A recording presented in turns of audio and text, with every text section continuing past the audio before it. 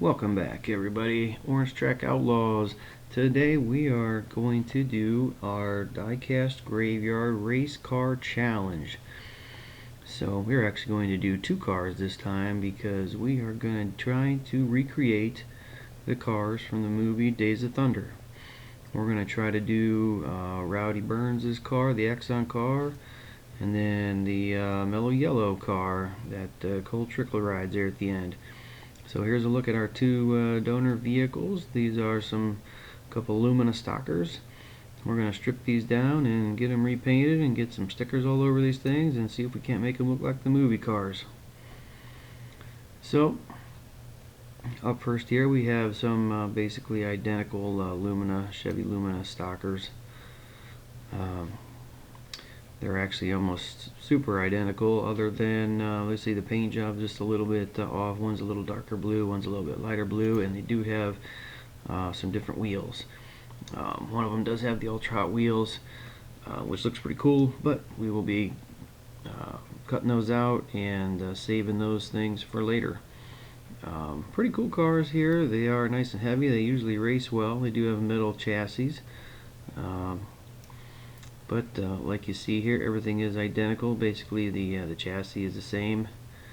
The interior is the same. Windshield's the same, and the body is pretty much the same. So, pretty much what we need here to do our two cars, since they are basically the same car with different paint jobs on them. So, we're gonna get these bad boys stripped down and get to it. So here's a look at our first body fresh out of the sandblaster. We're going to put it in the little wire wheel booth here. We'll get all that extra gritty excuse me, all that gritty stuff off there with our wire wheel. Get everything cleaned up. Hopefully the body is in good shape. We won't have to do much else to it at this point other than clean it off with some soap and water, get it real good and degreased, and it should be ready for primer. If in fact there is any issues with the body pitting or whatnot, hopefully the primer will fill them. But other than that, if there is some casting lines or whatever, body lines around them, we will try to file those down.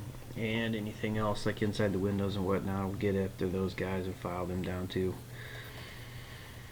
But I'm going to make sure we get as much of this residue and whatever off of here, so we can get a nice surface for our primer and paint to stick to. And also, once we get this done and before we head to paint, we will I'll drill the posts out at that time. Don't like to do that before I strip the paint, because all that grit will get in those grooves and make it a little harder. But here's a look at our body, looking pretty good. Everything is actually in pretty good shape. I believe the cars were used, but they're practically new, so kind of expected everything to be fine. And there is our second body here, going to go in the booth. Going to get it cleaned up here same way, wire wheel. Expecting everything to be just fine with this car also. Once we get it all cleaned up, we'll be able to get a better look. But once we do that, we'll get it cleaned up with soap and water also. And we will be ready for some primer. So once we get the primer on, probably at least 2 coats. It usually takes at least 2. We'll get good coverage on the first one, and we'll throw the second one on there and get anything that we missed and try to fill in any spots that the first coat didn't get. After that, we'll let that dry for a bit, and then we will move on with some gloss black. That's going to be pretty much our main base coat. They will be just about the same. They'll both go gloss black. And then we do have some different stickers to make the cars look like the movie cars. So this guy looks good here too. Get her cleaned up. I'm going to go with some flat black primer here. This has been a great product for me for priming. It does go on real smooth, and it will fill in some gaps when necessary, and it does dry flat, so you can kind of see any imperfections, and it does dry fairly quickly. So we'll get our car number 2 in here, we'll get it primed up, and we'll let that dry for a little bit. We'll be able to come back and you know, kind of see anything we missed for our coat 2 and see what needs done. But that looks pretty good here. We're going to move on with our gloss black, and like I said, that's going to be our basic our base coat here. So we're going to put some gloss black on there. That'll pretty much be our finished coat, other than the stickers we're going to put on, and we'll put some clear over that too. But the gloss black ought to make a good base here for our body. So we're going to get at least a coat or 2 of that on here. Well, at least 1 here for sure. We'll let that dry, check it out, probably put a second one on there for good measure, and then let that dry overnight. So same thing with the chassis here. I want to get these guys into some flat black. You know, they are race cars, and you know, you really can't ever see them.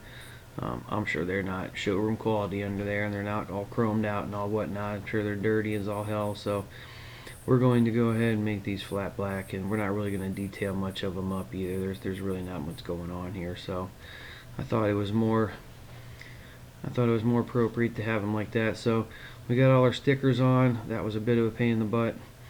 Had some trouble with the videos too, so we got our stickers done, and we are clear coated here.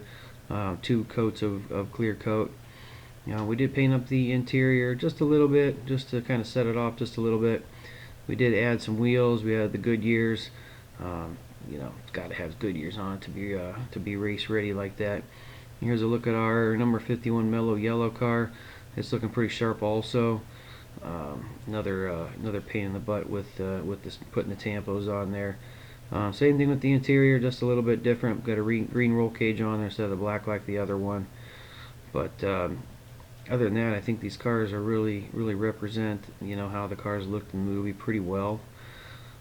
So there's not much left here but to final assembly, get these bad boys all buttoned up, and once I can get them on the turntable here, we'll you know, we'll get you a look at the final product. We're gonna stick our little self-tapping screws in here. Make sure everything buttons up good, make sure everything rolls freely like it should, and we should be good to go.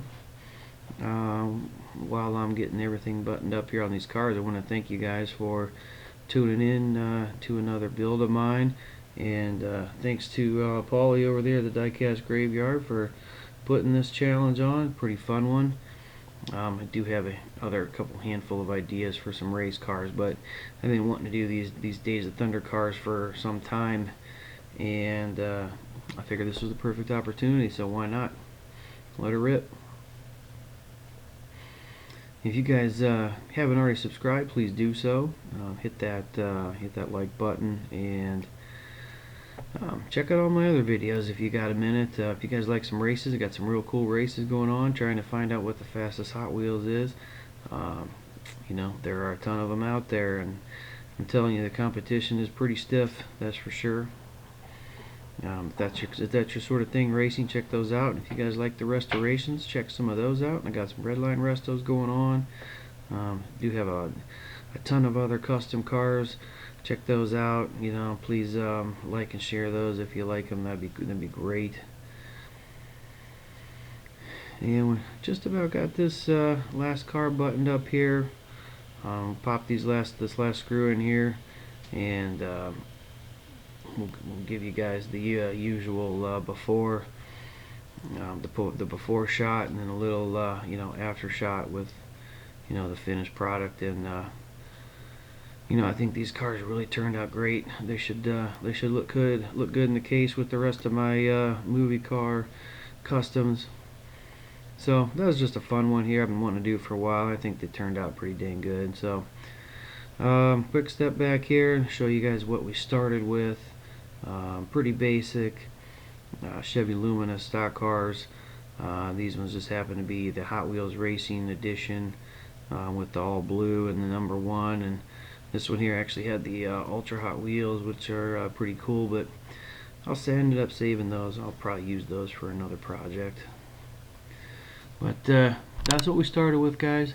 And here is a look at what we finished with.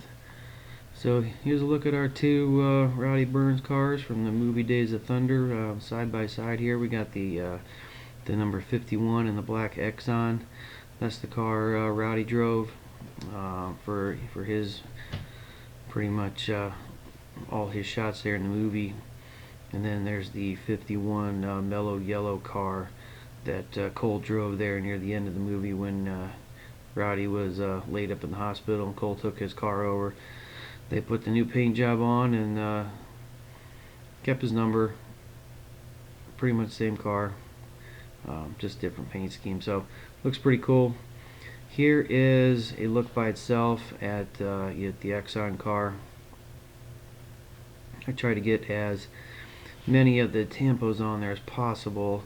It wasn't easy. I did end up finding these on eBay, and they were for slot cars, but I did have a little bit of trouble with them, cutting them out and whatnot. They wanted to chip a lot, so I kind of had to go around all of them and touch up with a little bit of black before I cleared. And it really can't tell too awful bad looking at it here, so I think it ended up being pretty good. And you know, with the clear coat on, I think it did all right, except for a couple spots on that mellow yellow hood that don't look quite right from the clear, but it is what it is. Anyway, guys, thanks again for watching my video. Check all the other builders out, and I will see you guys on the next one. See you later.